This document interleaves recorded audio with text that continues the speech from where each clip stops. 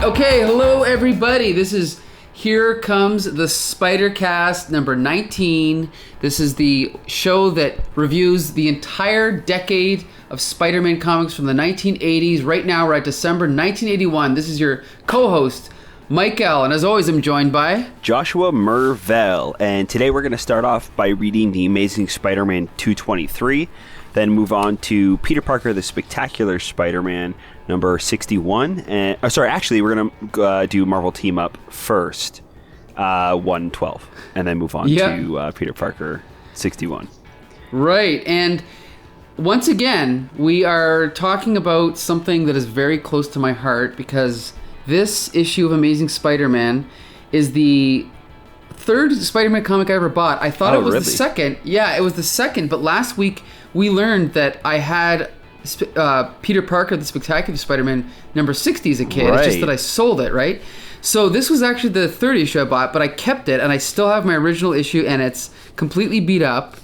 But, oh man, I just love looking at it. Now, the one thing I want to point out, as opposed to number 58 of Spectacular, this one I didn't reread as much, and so I always thought, I just knew in my head that it wasn't as good, but I could never figure out why. Rereading it last night, it was actually better than I expected it to be, but I want to know your impression of it first. Yeah, it wasn't bad, but I don't know, for some reason it didn't hook me in. Okay. I don't know if maybe I just wasn't paying attention enough, but like it didn't. Sure. I didn't feel like it really grabbed me much. Again, the art, as usual, in Amazing is always really good. John Romita Jr. is back doing pencilings. I think the last couple issues, it was it Herb Trimpe? No, who was it? I think it was. Oh, geez, I should know this. That was Marvel Team Up. Who last week, last episode, it was the Speed Demon, and it was, I believe, Ed Hannigan. Oh, okay. Right, but he was a good artist. But yeah, it's nice to have John Romita Jr. back here. Right. So here's the thing: is obviously it's just like, I'm sure that I appreciate Star Wars more than someone who just goes and watches it for the first time, because you can see all the nuances and all the little details, whatever. So going back to this, first I just want to talk about the cover here. So this is one of the things that hooked me, is this is a freaking amazing cover. It's so good. I know, like, first of all, we have these characters created by Jack Kirby and Stan Lee, the Red Ghost and his super apes. So we have this balding Russian guy with like long white hair. I think he's balding, kind of. But anyway, kinda. And then he's got these three apes. I'm not sure what type of apes they each are, but they're each three different types of apes. Right. It looks like a baboon, a gorilla, and a chimp or something like that. Okay, yeah, probably. And they're kind of like, one is, the baboon is kind of like, screaming at the camera, at the viewer, and the other ones are kind of climbing, the walls, and and then we've got the spider signal that's lighting them all up, and it's just so cool because the spider, the eyes and the spider signal actually curve around their body and change color. Isn't that cool? Right. Yeah, I love the color in this one. I really love that. It's like the bright red spider signal, but then it's kind of like washed out and like faded when it's shining on them, and it changes their color. It's really, really good. Yep. And then we've got like a nice yellow kind of hair light around them, right? Right. So it just adds just something about it. Yeah, it's magical. It's really great. And then I don't know if this is on your issue as well, but at the top of mine it says, beginning September 12th on NBC, Spider-Man and His Amazing Friends. Yep. So I guess that's also proof that I had these comics before the cartoon came out. Right. Right. So I must have known Spider-Man from the live-action TV show with Nicholas Hammond. Right. Which, when I was a kid, I was convinced was a masterpiece. But anyway. So this issue, unfortunately, it's still plotted by Denny O'Neil. But the script is by J.M. DeMatteis. Like we said, the pencils are John Romita Jr. The inks are by Al Milgrom, which I think kind of hurts the art a little bit, but we'll talk about that as we go. Right. But so I'll summarize the plot on this one just because I've read it, 116 times. But it's a pretty cool opening in my opinion. We're introduced to Spider-Man swinging over the library at Empire State University, right? And it's kind of cool because he makes a little comment about how no one's allowed to get into this library unless they have a key. Mm-hmm. But he points out that Hoberg's such an Albert Einstein that he's got his own key. So he's kind of like wondering what's going on with this guy. So this guy goes in, and there's a lot of heavy narration, which there's so much narration in this comic that it actually reminded me how at this point in history comics were a little bit closer to prose. Wait a second. That was wasn't that Peter Parker, the Spectacular Spider-Man, where he's talking about the person can't get in without a key, and then they go through the door? No, you know what's funny? No, yes, the same thing happens, except the other guy walks through the door. Oh, okay. Yeah, isn't that hilarious? Okay, yeah, I was just gonna say, because that was sorry, yeah, because I was just reading my notes, and that was one of my notes for Peter Parker, so I thought, oh, maybe he mixed those up. No, because in the Peter Parker issue, it's a warehouse, and he says that door is always locked. Whoever he is, he'll never get in that way, and the guy just walks through the door. Oh, it's a science building, yeah, okay. Yes. So it's funny. So in Amazing, it's a library, and he points out that no one can get in, but this guy has his own key. So yeah. So anyway, he gets it. And again, I was mentioning the prose here. I don't know about you, but I love the prose in this comic. What about you? Sorry, the what? The prose, but all thoughts of Roger Hoberg are pushed aside as the wall crawler swings off towards the chemistry lab. I just love that stuff. I think that they replace some of the bad dialogue that would explain, have the characters explain what's happening. So I think it helps because it's a little bit more dramatic and it sets the mood and kind of right. Normally, I don't think it would work as well, but for some reason, I think that with this kind of almost like sci-fi story and characters, this doesn't really seem like your typical Spider-Man villain. Right. Technically he is a Jack Kirby Fantastic Four villain, so he's a little bit different, yeah. Yeah, so he kind of has that sci-fi old TV show kind of villain theme going on. Right. And I think that the narration kind of lends to that too. Right. So I definitely enjoyed that for sure. Yeah. And I mean, I just read Spectacular, and we can talk about that later, but the dialogue in that was pretty terrible by comparison. But we'll get to that later, yeah. But anyway, so basically, so Rich Hoberg comes in, and what happens is he morphs, and wait a minute here. Yeah, so he basically changes, right? So he is... Oh, no, he's not. No, just a minute. Right. I got confused there. Even though I've read it 116 times. It's the Red Ghost and his super apes seem to appear out of nowhere. Mm-hmm. And then, of course, the Red Ghost sends one of the apes after him to try and kill him. And then we get I just want to say, some people accuse John Romita Jr. in this time of sort of being sketchy and kind of rushed. But I want to point out the one shot on original page 3 when he's Rich Hoberg is kind of recoiling in fear, and we're looking under, through the legs of the one ape. That's a really cool shot, eh? Do you see that? Oh, yeah. I don't know. That's just a really cool angle. Just really creative, Yeah. Yeah, I thought that there was some really good stuff. I don't mind sketchy. Right. I think that if it tells the story and the characters express what they're supposed to be expressing, it works. Right. I think that's always more important. Yeah, for sure. And you still understand what they're doing, what they're saying, and what they're feeling. I think it works, and you definitely get the character and who they are. So I actually really like a lot of the stuff in here. Yeah, me too. And there's also kind of a...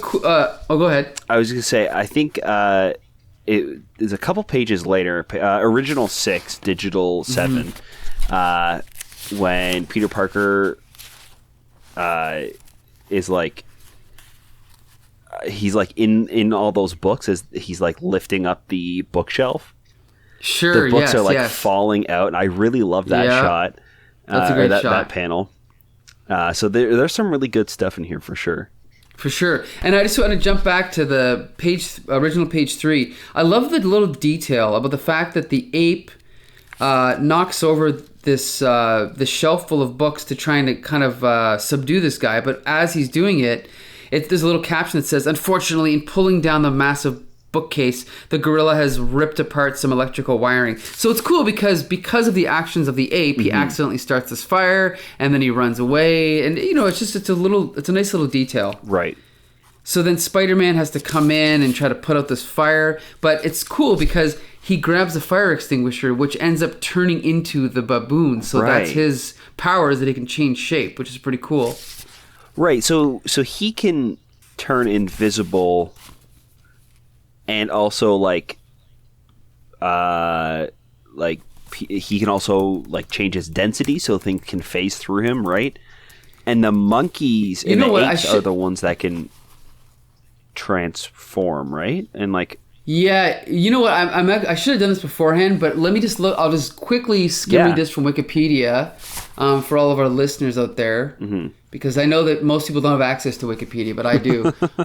So it says, Red Ghost can achieve different degrees of intangibility and can even become like a diffuse mist. He can either float while intangible or walk on air. Blah, blah, blah. Where are we? The Red Ghost can become transparent or visible, blah, blah, blah. Now, where is the stuff about his apes? Oh, wait a minute here. It doesn't say anything about the apes. Red Ghost. And his super apes. Okay, but what can the super apes do? Yeah, you know what? It doesn't say what the apes can do. Just a minute here. Yeah. Well, anyway, you know what? I'll skim through this as we're going. Yeah, but I actually kind of like that. It was kind of an interesting. I don't think they explain it very well. What the apes' powers are. They just kind of show you, which is fine. But I don't think that they focus on it enough. There's the one bit where Peter Parker grabs the fire extinguisher and then it turns into the baboon. Right. But I don't know. I guess there was not really an opportunity to show the other ones. Right. So it turns out Miklo is superhumanly strong and durable. Igor can shapeshift, and Piotr can control gravity or magnetism. Oh, Makes it pretty freaking powerful.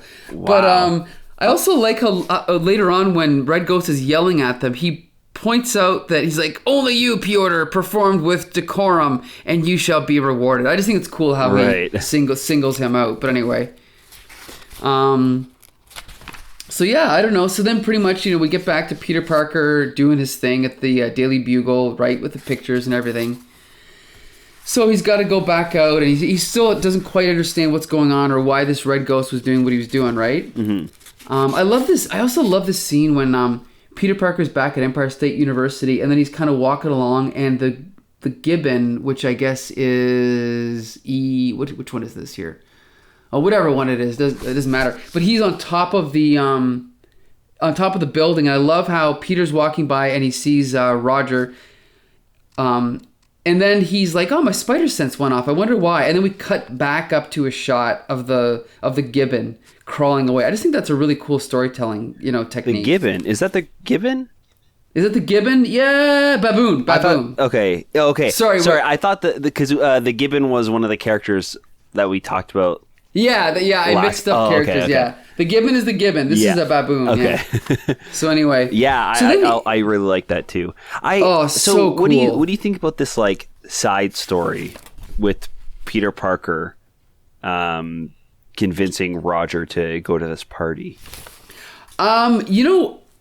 It's interesting because it's actually pretty similar to the one from Peter Parker 58. And there was actually a couple lines that I expected to read in Peter Parker 58 that were in here. Like when he's walking along and befriending, because it's a different guy, right? I don't think it's the same guy as Peter Parker. But yeah, he's kind of befriending here. I don't know. I don't mind it. Mm-hmm. I mean, I like the fact that it calls back to the fact that Peter Parker was, like a bookworm and when he was in high school. And so this guy reminds him of the way he was, and so that's why he befriends him. I thought it was pretty cool, actually. What did you think of it? Yeah, I didn't mind it. I also kind of like that Denny O'Neil didn't write Peter Parker as a jerk this issue. Right. We don't get any of him. We don't get any of Deb this issue, which I think is completely fine with me in Amazing. Mm-hmm.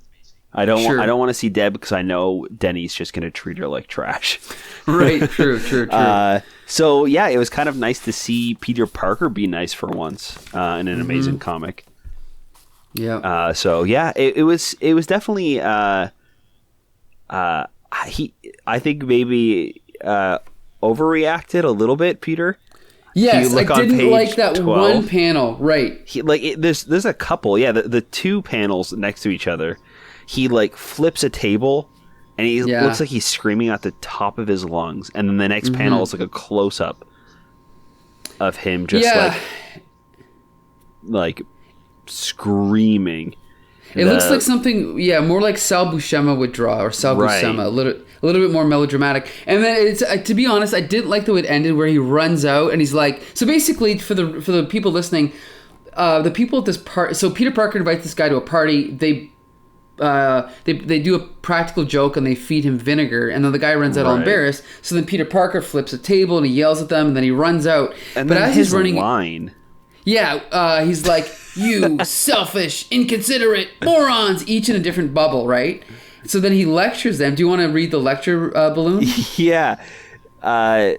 You think it's so blasted funny to step all over a guy whose only crime has been fear of people? You think it's a million laughs to make another human being feel like dirt, to hurt him, to ruin the little bit of trust that he's got left? Well, I think it stinks.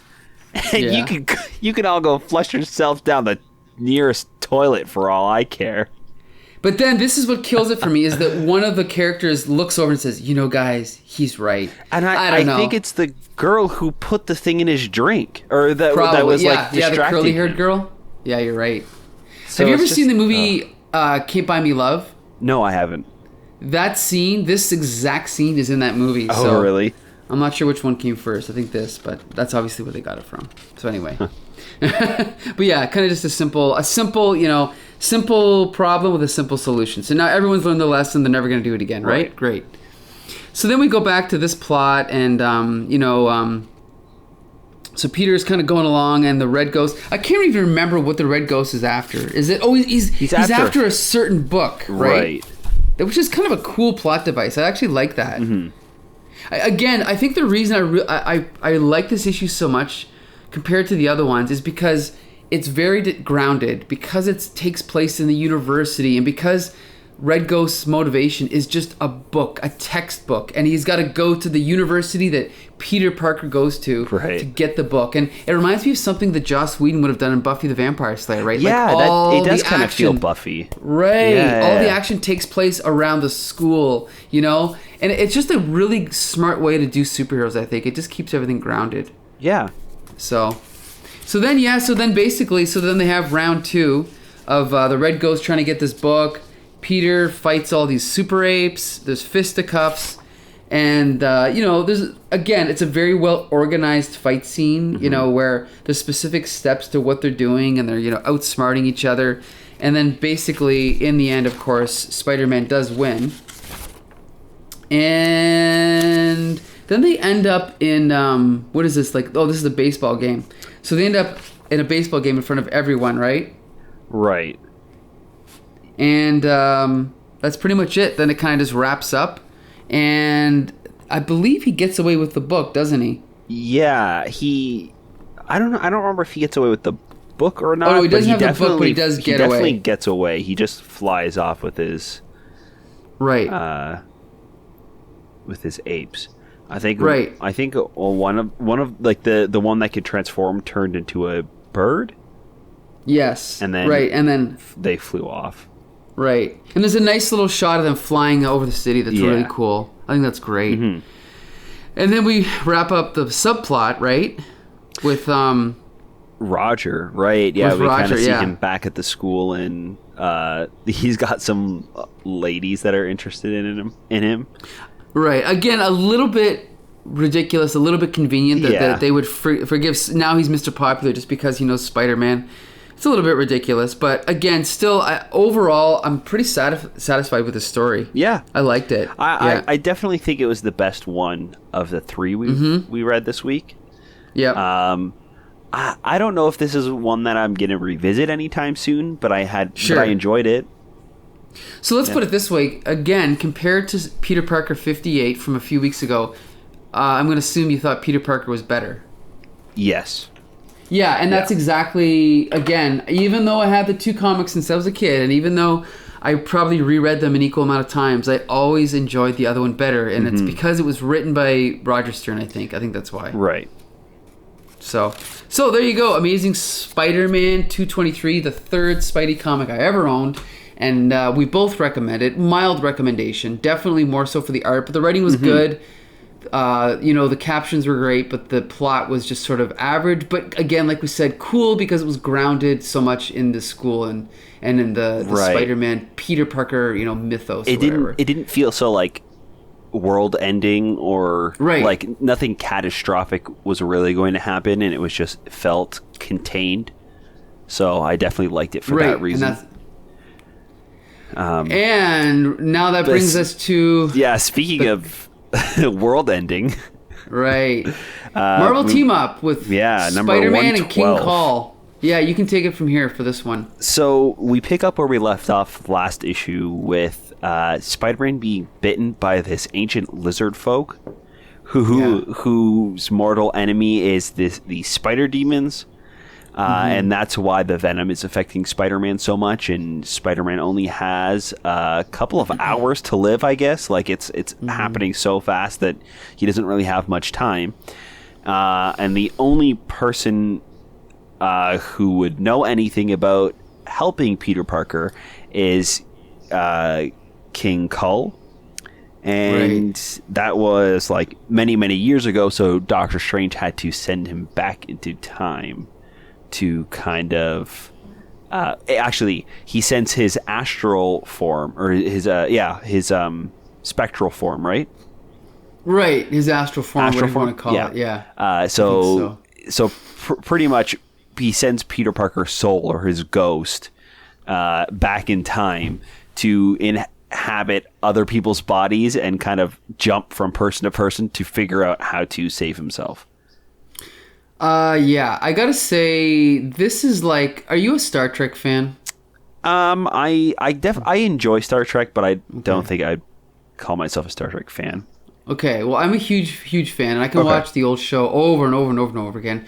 But there's a couple episodes, especially one, and it's called Assignment Earth. And for those listening that know what I'm talking about, it's the most unlike the rest of the episodes of all 79 episodes, okay?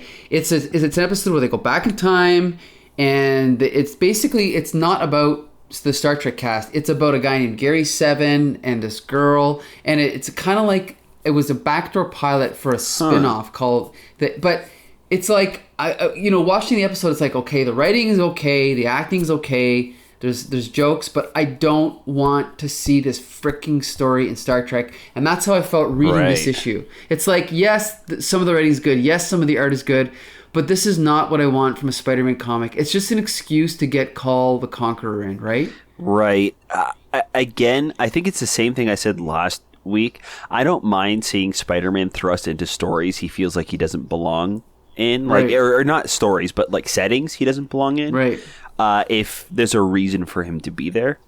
And I mean, the reason is that he's the one that needs the cure for the disease, but like it doesn't make sense to me why he would be the one sent to go and find it. Like, why wouldn't Doctor Strange go do it?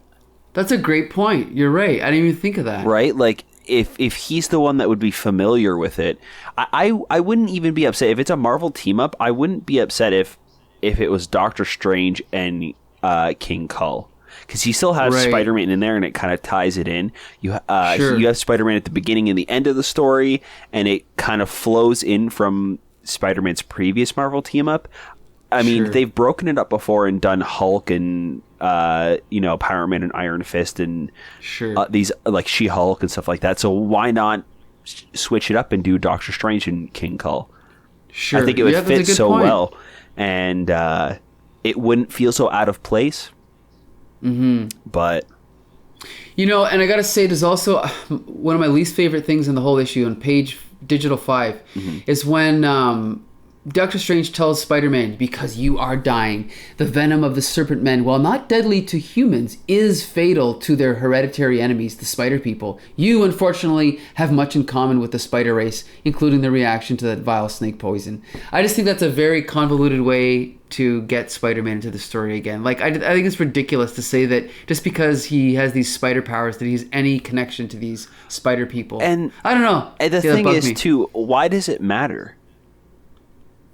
Why is that information vital? Yeah, nobody else was bitten in the previous comic, right? So that's a good point. Why was that like information that we needed? Yeah, you know what I mean. Like you could have just been like, you were bitten and you have this poison in you now, this venom. Right. We need to find a cure. Like I feel like it was just kind of a convoluted way to say that he was poisoned for no reason. Like, just say he's poisoned. You're poisoned from the bite, and that's it. Yeah, that's a good point. A good point. You're right. They didn't. It's an unnecessary. It's like having two reasons to have him in the story, and it's instead of being twice as important, it's half as important. And I think that this story is really full of stuff like that, where it feels like things just happen because the writers feel like they need to over-explain it and like tell you exactly what's going on. And again, I think it could have been fun to see Spider-Man like out of his element maybe and floating around and having to jump from person to person, but I didn't have fun with it. Like even like Peter Parker doesn't feel like he's acting like he would if he's kind of this fish out of water character in the past, jumping from person to person. Like, even he isn't written well. I don't know. And it's funny because I want to point out it's actually the same writer. It's J.M. DeMatteis again, who dialogued this week's issue of Amazing. And it's just, I just think it's the plot. It's just so, to me, uninteresting. Like, I barely remember anything about it, you know? Right. I mean, the art's by Herb Trimpe again, who we've had a lot to say about. You know, he's kind of just there. He's good, but he's just kind of, at this point, pretty standard. Nothing spectacular in this issue. So I can't recommend this just because I don't remember anything about it. You know, it's just not a great issue. Right. The only thing that actually got me kind of excited in this issue was at the bottom of the last page where it said that the next issue is going to be with Spider-Man and Quasar. You got it. That's right. That'll be fun. You for sure will. I'm pretty excited about that. So yeah, unfortunately, I was going to say, we can't recommend this one, but I guarantee we can recommend the next one. Probably, So that's it for Myrtle Team Up, and that brings us to Peter Parker, The Spectacular Spider-Man, number 61. Right. And this one has a pretty cool cover by Ed Hannigan and Joseph Rubinstein. It's Spider-Man fighting Moonstone, and then there's another Spider-Man, symbolic Spider-Man in the background, kind of like a Frank Miller-esque like image of him, right? In just red ink. It's kind of cool. Yeah. This is a pretty fun one. I like the energy that's around Moonstone as well, and it kind of really pops against that dark blue and red background. Right. So it's a pretty good one. Interesting choice of colors for sure. Unusual. This issue, I pointed this out earlier. The dialogue, okay, so it's plotted by Roger Stern. It's dialogue by Bill Mantlo. The art's by Ed Hannigan and Jim Mooney. The dialogue is pretty rough in spots, and I'll mention that. But I actually thought the plot was pretty good, but I'll get to that later. I do like this opening premise. I think it's pretty cool how I love this. Yeah, swinging along, and there's a kid who is climbing down a building with like a bed sheet, and basically the kid is about to fall to his death, and Spider-Man catches him with his web, and then finds out that this kid is doing it to imitate Spider-Man. So he gives him this lecture about basically how he's got to, be more careful and how he doesn't have spider powers and blah, blah, blah. But I thought it was really cool. What do you think of it? Yeah, I really love this. I love the, that side of Spider-Man where you get to see that he is a hero and that kids look up to him. Because a lot of the times you really just see the kind of Daily Bugle side where people either hate or love him as a hero. And this kid really looks up to him as like an idol or in somebody that he inspires to be. So that was really cool and really fun, and it felt like how any of us would feel as a little kid reading the Spider-Man comics. Because I'm sure you did as well as I. When you're a kid, you're acting like Spider-Man. You're thwipping. You're jumping around. Flipped. I remember when I was younger, in my old room at my old house, in my closet, it was like a really narrow, so I could put my back up against the one wall and my feet up against the other. And I remember climbing up the wall like Spider-Man constantly. That is so cool. Yeah, so I would do that all the time and pretend like I was Spider-Man. So this like really kind of resonated with me, and I really loved this little moment. And let's all be clear. We all agree that Spider-Man is one of the coolest freaking superheroes ever created. Sure. Like those powers. I don't know what it is, but I think every kid on Earth just loves those powers, being able to climb walls. There's just something cool about it. And it's really different, too. Like, I guess we haven't really talked about this. We've really just talked about the comics themselves. But, yeah, it's a very unique, power set, too. With the combination of the spider sense, the ability to climb, and then his homemade web shooters. Like, that's really, really cool. Like, I can't really think of any other character that, like, one of their superpowers is swinging. No, and it's funny because, I've written my own superhero stories when I was a kid, and I've written my own comics. It is not easy to create superheroes that are unique. And the number of superheroes created by Jack Kirby and Steve Ditko and Stan Lee is astounding, but it's like you said, it's like the right combination, because there technically there was one character called the Tarantula from DC, and I think he could climb walls, but I'm not sure if he did it in the same way Spider-Man does. I don't think he did. There's no way. But like, to think of a human that can climb walls like a spider, plus he's got the best freaking costume in comics. Yeah. And plus on top of that, it's not, you're right, they could have made webs shoot out of his wrist, but the fact that he designed the formula himself and designed the web shooters, it's just that extra thing that I don't think anyone else would have thought of, It's just a really cool combination. For sure. It's just like how Wolverine's powers are complicated. It's like, well, he's got a metal skeleton, and he's got the claws, and he's got a healing factor, and it's just these weird combination of different things. Like, it just all works together. Yeah, for sure. But anyway, so back to the plot. So then Spider-Man is following along this guy who, as we mentioned earlier in the episode, is this guy that walks through this wall, and so he goes into this building, which is actually part of the once again part of the university, right? Right. It's the science building. So this character is in the this building. So Spider-Man goes in, and unfortunately we get to one of the worst dialogue panels in the whole issue, which is on digital page 7, original page 6, when Spider-Man turns on his spider signal, and then the character says, "What the? A circle of red light, 2 huge white eyes staring at me." Like, there is no kid on Earth that needs that to be spoon-fed to them, right? Yeah, there doesn't need to be a dialogue box there at all. Like that was one of my big problems with this issue, was the dialogue that was unneeded.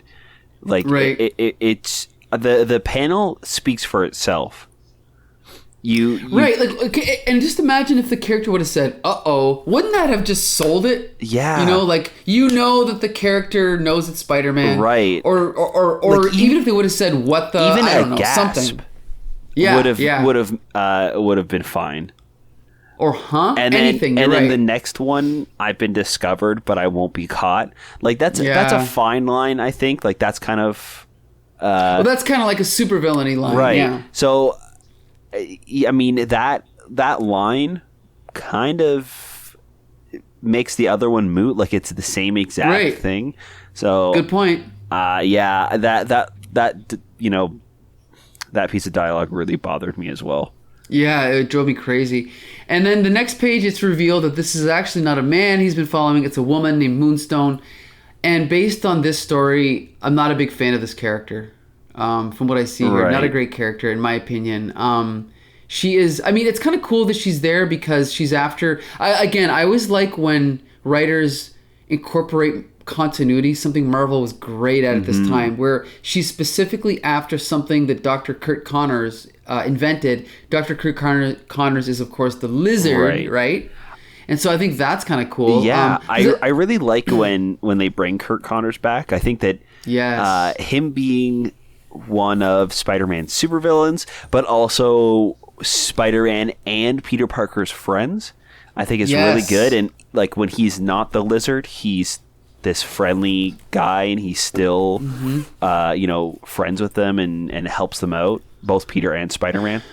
I really like Curt Connors, so I'm always happy to see him in comics for sure. Yep.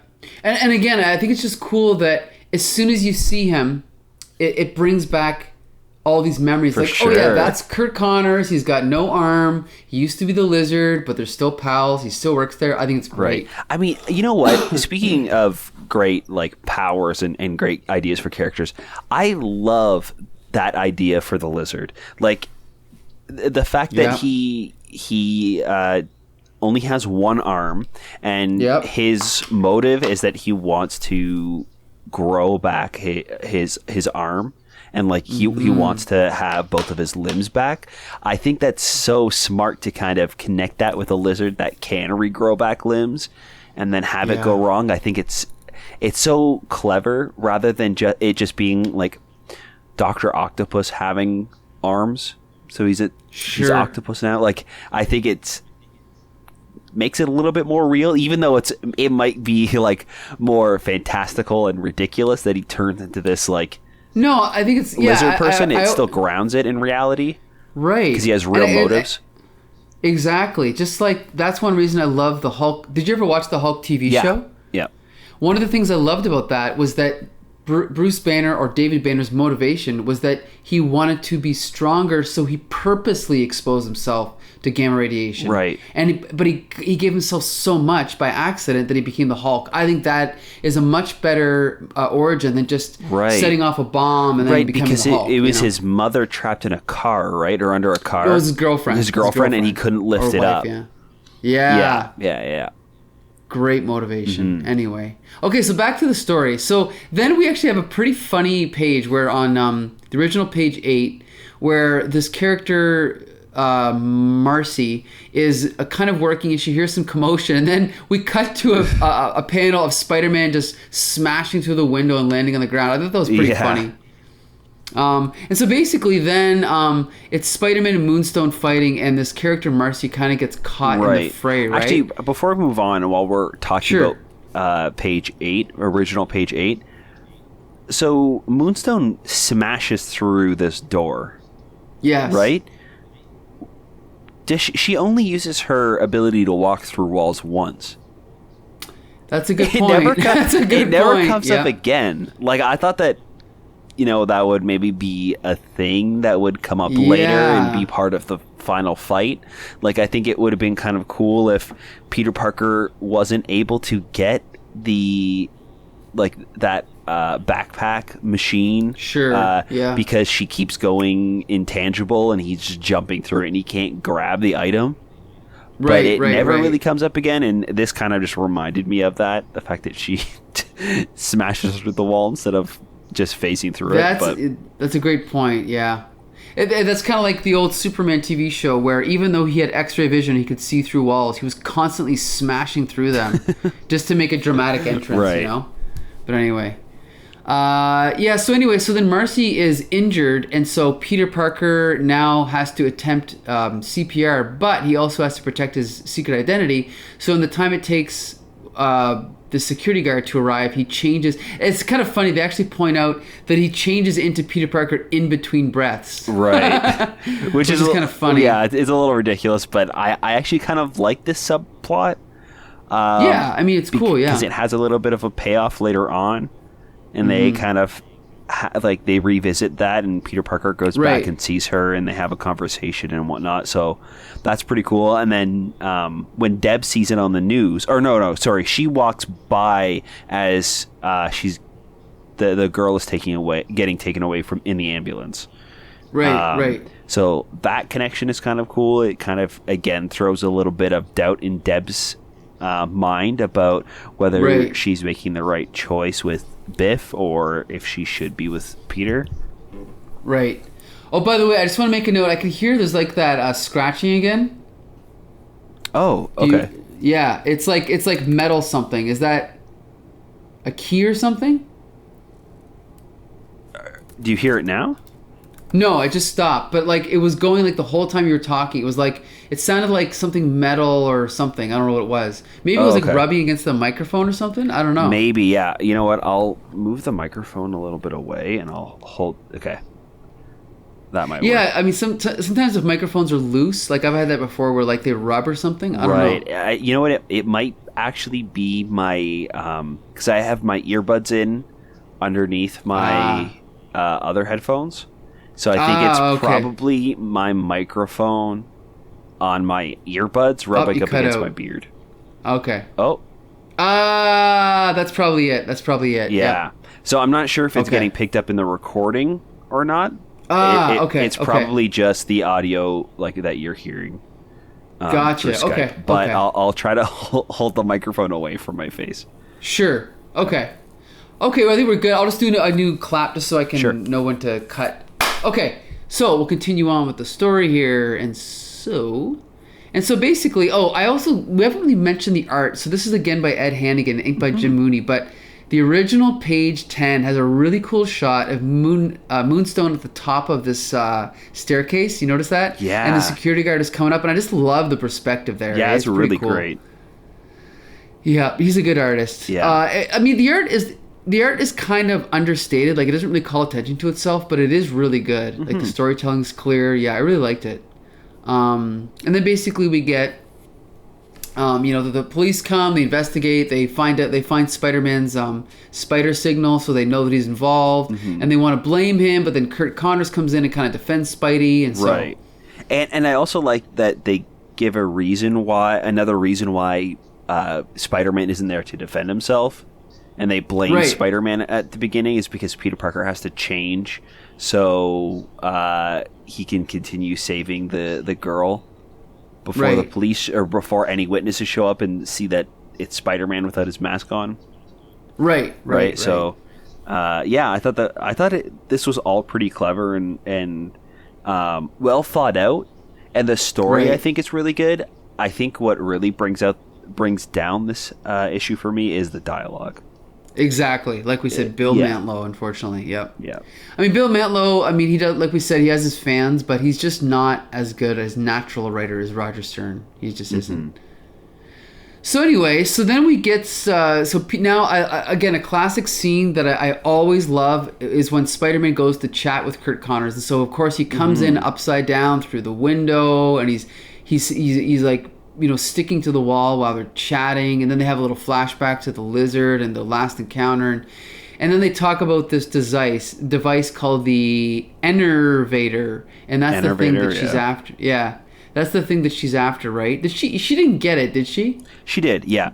She did get it, but he has a detector, right? Right, yeah. So she's using it, and he's using the detector to kind of figure out where it is. Right. Which I think is kind of a goofy plot device, but I didn't mind a whole lot. Because, like, are you going to make, like, a tracker for every single one of your inventions? Good point. I guess it makes sense if you're a scientist and your stuff is always getting stolen, but... Maybe, yeah. But... Yeah, it's a little bit hokey, but again, it's not terrible. It's a cool motivation for how to tie it into Empire State University, but it is a little ridiculous. And like I said, I'm not a big fan of this character, Moonstone, so... Yeah, and giving Curt Connors a reason for being there as well. Like, having him add something to the story and helping Peter track Moonstone down, I think is really good. It shows that he's smart and he doesn't always have to be like the lizard to be powerful and be involved in the story, so I think it's pretty fun. Right, I agree. Mm-hmm. So then we get a little bit of flashback with Moonstone, and so we find out her origin, which actually I didn't realize there was a previous Moonstone. I had no idea, and that's where she got this like I had no idea either. From, whatever.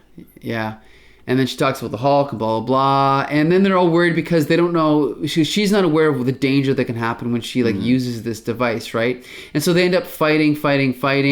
And then she tries to activate it, right? And then Spidey takes the device and deposits it into this abandoned building and ends up blowing up there. And so thankfully no one gets hurt, right? Right.